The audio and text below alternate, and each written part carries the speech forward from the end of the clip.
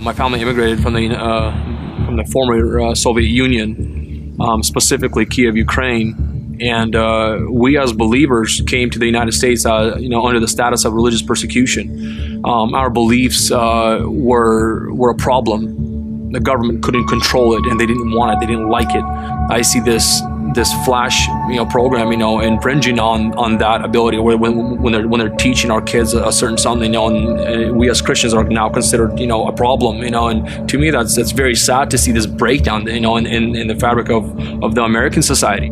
The state of Washington is forcing new gender identity and sex ed guidelines on every public school. The approved curriculum sexualizes children at an early age and invites them to question their gender identity. This radical curriculum undermines parental authority with dangerous, medically inaccurate, and explicit information, with children role-playing and discussing controversial topics. But concerned parents and others just like you are fighting back. This is one of their stories.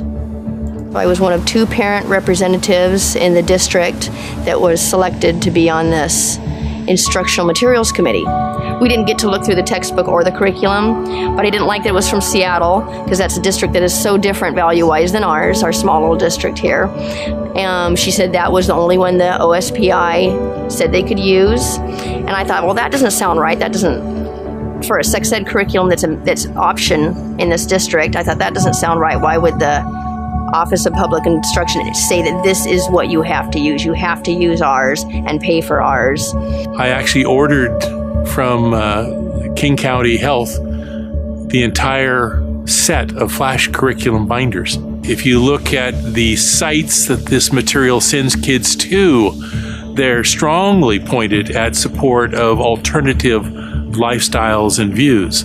It has numerous reminders throughout the curriculum that students can get birth control, they can get pregnancy tests and abortions without parental consent.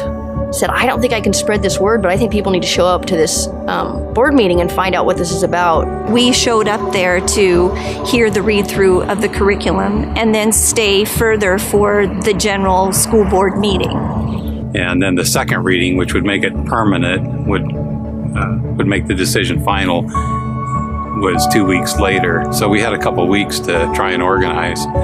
So I reached out to a group of my contacts with the Slavic community as well as others, and simply just informed them about what was going on here in Battleground, and told them about the dates and times that these are going to be voted on. So we went, in a matter of 3 weeks, we went from not knowing anything about this to having almost 250 people show up at the meeting that night, and where it was announced that they were going to put the curriculum on hold. So it was a great thing, and very rewarding. I'm into this because I saw this for what it really is. It's an attack upon children. And it's kind of an unfair attack at that. To the people who are sitting on the sidelines, to the people who are on the fences about, should I get involved, does it even matter? I would tell them to really shake that off. It's a very bad mentality to have a defeated mindset about stuff like this. People don't want to wake up that one day and get a new taste of a reality where they don't have the rights, where they don't have the freedoms. You absolutely must act now.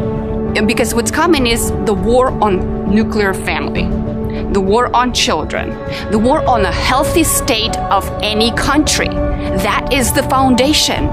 And so I saw that, I was like, this is crazy. What we're doing is promoting something that is going to overturn the rights of majority. And we are silent because we don't know. We just want to continue and encourage people. Look what happened at Battleground, when we showed out with those types of numbers. And if you get together, if you get a consensus, we have information, we have medical information, we have legal information, at least for the state of Washington, and resources. So we just want to encourage you that, if you become a voice and a presence, you can make a difference.